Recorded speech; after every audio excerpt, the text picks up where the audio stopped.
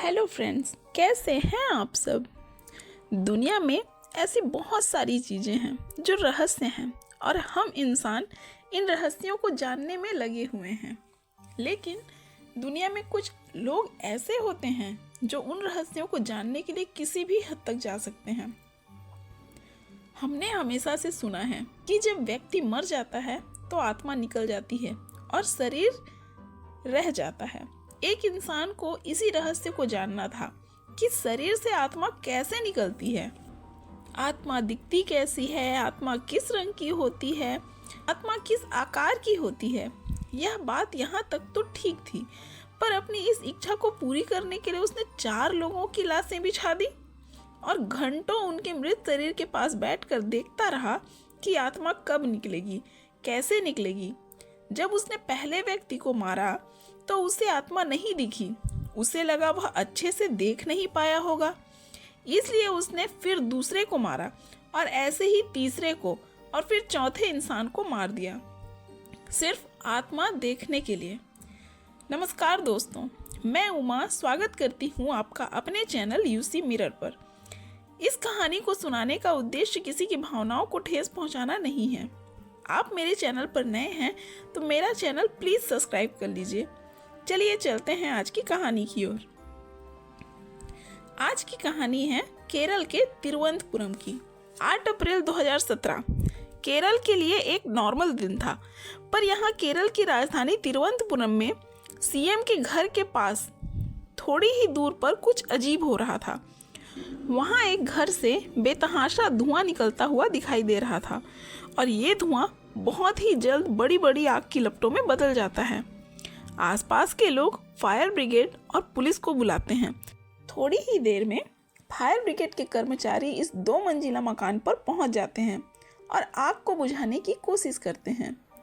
In fire fighters को नहीं मालूम था कि जिस आग को बुझाने की वो कोशिश कर रहे हैं उसी आग के सीने में एक भयानक राज दफन है, जिसकी तपिश अगले कई साल तक रहेगी। जैसे जैसे आग पर काबू पाया जाता है, अब उन्हें उस घर से जो मिलने वाला था वो दिल दहला देने वाला था। उन्हें घर से एक जगह से मिलती है सड़ती हुई, टुकड़ों में कटी हुई, जली हुई इंसानी लाश। और जल्द ही वह देखते हैं कि इसी पॉश इलाके के इस खूबसूरत से घर में है 4 लाशें। यह घर केरला के सीएम बंगले से महज 600-700 मीटर दूर थी। इतने हाई सिक्योरिटी वाले इलाके में एक घर में 4 लाश मिलना एक सनसनीखेज मामला था। अगर यह हत्या थी तो इस इलाके में हत्या होना आम बात नहीं थी। फिर जब घर के बारे में पूछताछ होती है तो पता चलता है कि ये 4 लाशें किनकी थी। इस खूबसूरत से घर में रहने वाले मुखिया का नाम था राजा थंगम, उनकी पत्नी सी जीन पद्मा, उनकी 25 साल की बेटी कैरोलिन और उनकी एक बूढ़ी दादी ललिता। ये चारों लाशें एक ही परिवार की थी और उनके ही घर में सड़ती हुई, जली हुई मिली थी।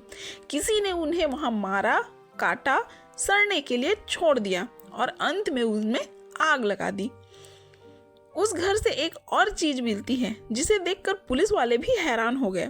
वहां मिलती है इन 4 लाशों के अलावा एक डमी, एक फुल साइज इंसानी मैनुक्विन। अब यह केस और भी ज़्यादा कॉम्प्लिकेटेड हो चला था। एक पॉश इलाके में सीएम हाउस के कुछ दूर एक घर में 4 लाशें और एक डमी का मिलना लोगों में उत्सुकता को बढ़ा रहा था कि वहाँ असल में हुआ क्या था। पुलिस अपनी तहकीकात के बाद ही समझ जाती है कि इस घर में रहने वाले सभी लोगों की हत्या हो चुकी है सिवाय एक के। वो था इस घर का बड़ा बेटा केडल जिनसन राजा। पर वो अब कहाँ था, क्या हुआ था उसके साथ, या फिर ये सब उसी ने किया था। पुलिस सारे सवालों का जवाब जानने के लिए इस घर की पूरी हिस्ट्री निकालती है।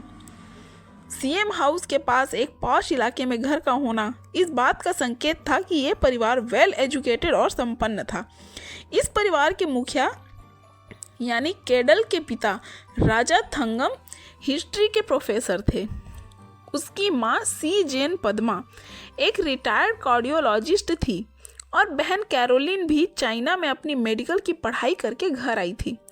पर इस घर का बेटा केडल जेनसन राजा, जो बिल्कुल पढ़ाई में अच्छा नहीं था। जब तिरुवनंतपुरम में ये केस हुआ था तो पूरे राज्य में सनसनी फैल गई थी। पुलिस फौरन हरकत में आ गई। घर में कोई फोर्स एंट्री के निशान नहीं थे तो पुलिस का पहला शक केडल जेनसन राजा पर ही गया, जिसकी लाश पुलिस को नहीं मिली थी। पुलिस ने उसके पोस्टर लगवा दिए सारे शहर में। उन्हें पड़ोसियों से पता चलता है कि केडल जेनसन राजा को पड़ोसियों ने जल्दबाजी में जाते हुए देखा था। पूरे शहर में उसकी फोटो लगाई जाती है, उसके अलग अलग लुक के साथ। कुछ दिन बाद केडल जेनसन राजा एक रेलवे स्टेशन में किसी को नजर आ जाता है। आरपीएफ उसे हिरासत में लेती है और केरला पुलिस वहां पहुंचती है। पुलिस के हिसाब से इस केस का इकलौता सस्पेक्ट यही था। अब केडल जेनसन राजा से पुलिस पूछताछ करती है और जो कहानी सामने आती है उसे सुनकर पुलिस भी यकीन नहीं कर पाती। केडल अपने परिवार के बारे में शुरुआत से बताना शुरू करता है। इसका परिवार तो वेल एजुकेटेड और रिच था, पर केडल पढ़ाई में उतना अच्छा नहीं था। उसके दोस्त भी नहीं थे। उसके माँ बाप ने उसे विदेश भेजा मेडिकल करने के लिए, पर वहाँ से वापस आ जाता है। कुछ दिन बाद उसे इंजीनियरिंग के लिए भेजते हैं। वह वहाँ से भी उसे छोड़कर वापस आ जाता है। लिहाजा इसकी अहमियत घर में कम हो रही थी। वह घर में बस अपने कमरे में रहता था, इंटरनेट पर कुछ ना कुछ सर्च करता रहता था। उसकी दुनिया जो कि लोगों से काफ़ी अलग थी। एक दिन अचानक वह अपने माता पिता से कहता है कि उसे एनिमेशन में इंटरेस्ट है और वह गेम डेवलपर बनना चाहता है। इसके लिए वह ऑस्ट्रेलिया जाना चाहता है। माँ बाप भी खुश हो गए कि चलो ये कुछ तो करेगा। वो उसको ऑस्ट्रेलिया भेज देते हैं। एक दिन वो घर में फ़ोन करके बताता है कि यहाँ मेरी नौकरी लग गई है, लेकिन वो घर से ही उस कंपनी के लिए काम कर सकता है। उसके माता पिता भी बहुत खुश हो गए। अब केडल वापस आ जाता है और बस फिर वह अपने कमरे में कैद हो जाता है। उसका कमरा ही उसकी दुनिया बन जाती है। केडल का घर 2 मंजिला इमारत था। ऊपरी वाली मंजिल पर वह रहता था। वह किसी को भी वहां जाने की परमिशन नहीं देता था, यहाँ तक कि उसके माँ बाप और उसकी काम वाली को भी वहां नहीं जाना था। समय था अप्रैल 2017 का। एक दिन केडल ने अपनी माँ को ऊपर अपने कमरे में बुलाया। उसने कहा कि माँ, मैंने एक गेम डेवलप किया है, आप देख लो। पहली बार उसने अपने कमरे में किसी को बुलाया था। माँ भी बहुत खुश होकर उसके कमरे में चली गई। वहाँ केडल ने उन्हें कंप्यूटर के सामने एक कुर्सी पर बैठाया और एक गेम स्टार्ट करके दिया। जब उसकी माँ वो वीडियो गेम देख रही थी, पीछे से उसने अपनी माँ पर एक कुल्हाड़ी से हमला कर दिया। हमला इतना तेज था कि उसकी माँ कंप्यूटर के सामने ही गिर गई। फिर भी वह नहीं रुका। उसने कुल्हाड़ी से तब तक वार किया जब तक उसकी माँ मर नहीं गई। वह अपनी माँ की लाश को बाथरूम में फेंक देता है और नीचे आ जाता है। उस समय उसके पापा और उसकी बहन बाहर गए हुए थे। वह उनके आने का इंतज़ार करता है। उसके आने के बाद उन सब के साथ बैठकर खाना खाता है। खाना खाने के बाद वह अपने पापा को भी अपने कमरे में बुलाता है गेम देखने के लिए। उसके पापा भी बहुत एक्साइटेड थे। वह भी ऊपर रूम में जाते हैं। केडल अपने पिता के साथ भी वही करता है जो अपनी माँ के साथ किया था। उसके कमरे में खून ही खून था। फिर वह अपनी बहन को भी बुलाता है। बहन थोड़ा डरी हुई थी। वह अपनी बहन पर भी कुल्हाड़ी से वार करता है, मगर उसकी बहन कुल्हाड़ी के वार से मरती नहीं है। वह भागने की कोशिश करती है, पर केडल पास में ही रखे धारदार चाकू से उसका गला काट देता है। यह सब करने से पहले उसने अपने कमरे में लाउड म्यूजिक चला रखा था। इस कारण किसी को आवाज़ भी सुनाई नहीं देती है।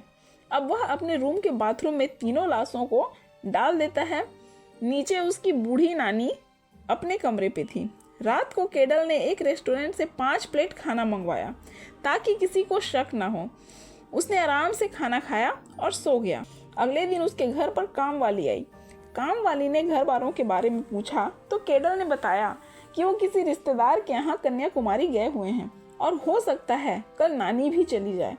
काम वाली ज़्यादा कुछ सोचती नहीं है और अपना काम करके चली जाती है। अब नानी भी घर वालों के बारे में पूछती है, लिहाजा उसके साथ भी वही होता है जो बाकी घर वालों के साथ हुआ और उनकी बॉडी को भी एक बेडशीट में लपेटकर बाथरूम में फेंक दिया जाता है। वह फिनाइल और अन्य तरीकों से बदबू को दबाने की कोशिश कर रहा था। सभी बॉडी को काटता है ताकि उनसे बदबू ना निकले, लेकिन 3-4 दिन के अंदर बॉडी सड़ने लगती है और जब घर में लाशों की बदबू बढ़ने लगती है, केडल को लगने लगता है कि वह बदबू पूरी पड़ोसियों तक ना पहुंच जाए, इसलिए उसने लाशों के ऊपर पेट्रोल छिड़का और आग लगा दी। पर यह आग बस लाशों को ही नहीं जला रही थी, वह लाशों के साथ साथ पूरे घर में फैलने लगी और अब इस घर से आग की लपटें उठने लगी। ये देखकर केडल डर गया और भाग खड़ा हुआ। पुलिस को पता चल चुका था कि उन्हें केडल ने ही मारा था, मगर क्यों? क्या कारण था कि अपने ही परिवार के सदस्यों को मारकर, काटकर, उनकी सड़ती हुई लाशों को जलाकर भाग गया? पुलिस अब मोटिव की तलाश में थी कि इतना जघन्य हत्याकांड करने के पीछे क्या वजह थी। पुलिस ने केडल से कारण पूछा तो उसने जो बताया वह पुलिस वालों को सन्न कर देता है। केडल ने उनको बताया कि ये सब उसने सिर्फ आत्मा को देखने के लिए किया था। वह एक्स्ट्रल प्रोजेक्शन में एक्सपेरिमेंट कर रहा था। ये एक्स्ट्रल प्रोजेक्शन क्या है? एक्स्ट्रल प्रोजेक्शन एक ऐसा एक्सपेरिमेंट है जिसमें शरीर से आत्मा को अलग किया जा सकता है और उन बाउंड्रीज को पार किया जा सकता है जो एक आत्मा को शरीर से बांध के रखती है। इसका प्रयोग बहुत से काला जादू, ब्लैक मैजिक आदि में किया जाता है। केडल का कहना था कि यह सब इसलिए किया क्योंकि उसे अपने परिवार की आत्मा को देखना था, उनसे बातें करनी थी। केडल पुलिस को बताता है कि वह 14-15 साल की उम्र से ही इस सब में इंटरेस्टेड था, इस सब को जानने के लिए जिज्ञासु था।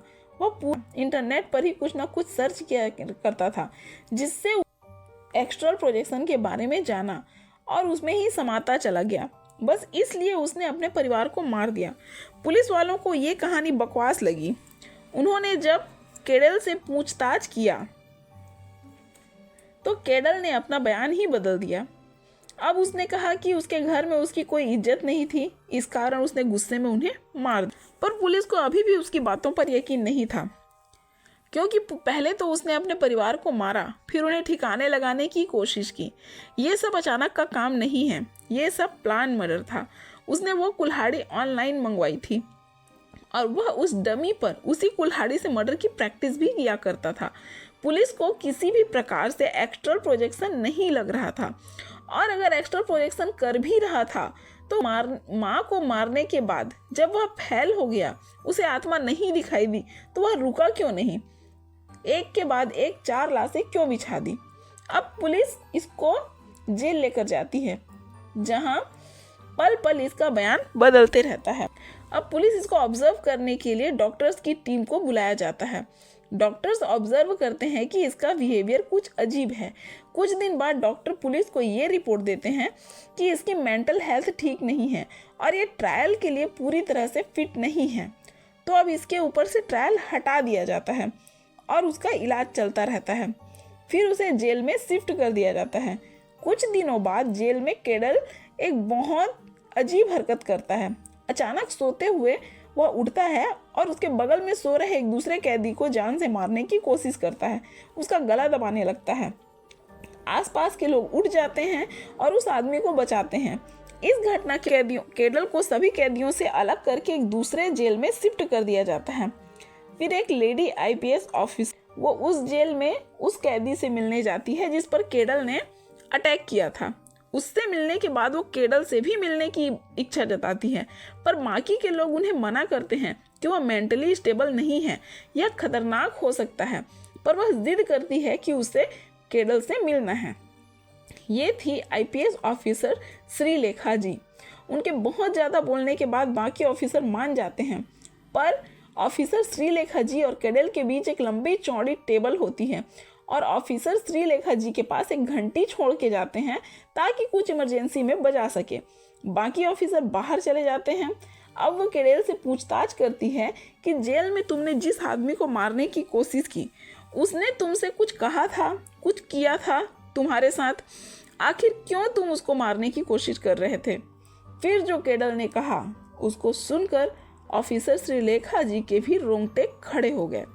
वह बहुत शालीनता से जवाब देता है कि उसे किसी शैतान ने ऐसा करने को कहा था। वह एक लंबा काला सा था। वह रात को मेरे पास आया और कहने लगा, किल किल किल। केडल ने बताया कि वह शैतान इतना चिल्लाता था कि उसके सर में दर्द हो गया था, इसलिए वह उठा और उसके साथ सो रहे उस व्यक्ति का गला दबाने लगा ताकि वह आवाज़ बंद हो जाए। श्रीलेखा जी ने ये सारी बातों को एक YouTube चैनल में भी बताया। श्रीलेखा जी उससे और कुछ पूछती, उससे पहले ही कड़ेल चिल्लाता है, आंटी आपके पीछे कोई है। ये कहते हुए उसकी आवाज़ भी बदली हुई लगी। श्रीलेखा जी ने खुद बताया कि ये कहते हुए उसके आंखों में अजीब सी चमक थी, अजीब सा डर था। श्रीलेखा जी ने जब ये सुना तो उनके रोंगटे खड़े हो गए, पर फिर भी ना वो पीछे मुड़ी और ना ही वो डरी। उन्होंने फिर कड़ेल से पूछा कि मेरे पीछे? केडल कहता है, हाँ, आपके पीछे एक शैतानी आत्मा है। वह एक औरत है जो सफ़ेद कपड़े पहनी हुई, और ये वही औरत है जो मुझ पर उस दिन हंस रही थी। इस दिन पुलिस ने मुझे पकड़ा था। श्रीलेखा जी ने बिना डरे पूछा, अच्छा क्या कह रही है वो? तब कड़ेल ने जो कहा वो ये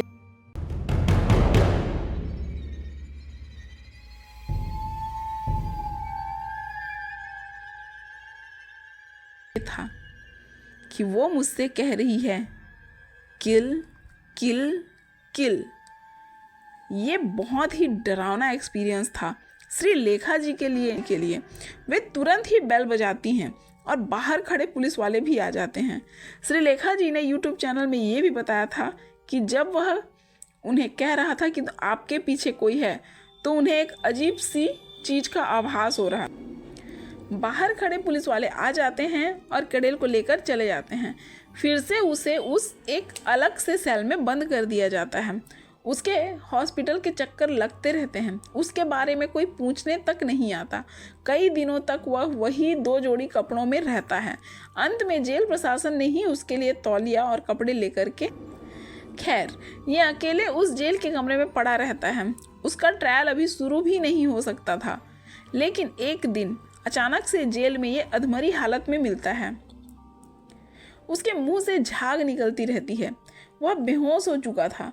उसे तुरंत हॉस्पिटल ले जाया गया तो पता चला कि खाना खाते समय उसे दौरा पड़ा और उसका खाना उसके गले में फंस गया। उसे वेंटिलेटर पर रखा गया। जिंदगी और मौत के बीच वह झूल रहा था। कुछ दिनों बाद वह ठीक होकर वापस आता है और फिर से उसी जेल में अकेले पड़ा रहता है। 6-7 साल में एक कमेटी बनाई जाती है उसके मेंटल कंडीशन को फिर से देखने के लिए। फिर 5 महीने तक उसकी मेंटल हालत को ऑब्जर्व किया जाता है और यह रिपोर्ट दी जाती है कि केडल को कोई मेंटल प्रॉब्लम नहीं है, वह ट्रायल के लिए फिट है। अब इतने दिनों बाद जाकर कहीं उसका ट्रायल शुरू होगा और उसे सज़ा सुनाई जाएगी। इस कहानी से एक चीज़ तो समझ में आती है कि हम मेंटल प्रॉब्लम को बहुत ही सामान्य मान लेते हैं, जबकि मेंटल इलनेस खुद उस व्यक्ति के साथ साथ आसपास के लोगों के लिए भी खतरा है। बहरहाल केडल का उस पॉश इलाके में बना आलीशान घर अब खंडहर बन चुका है। वो पौधे जो उन्होंने घर सजाने के लिए लगाए थे, अब वही पौधे उस घर को निगल रहे। ये तो थी आज की कहानी। आपको मेरी मेहनत पसंद आई हो तो मेरे चैनल को सब्सक्राइब करें, लाइक करें और बेल आइकन को दबा लीजिए। मैं मिलती हूँ आपको ऐसी ही सच्ची और रहस्यमयी क्राइम स्टोरी के साथ। धन्यवाद।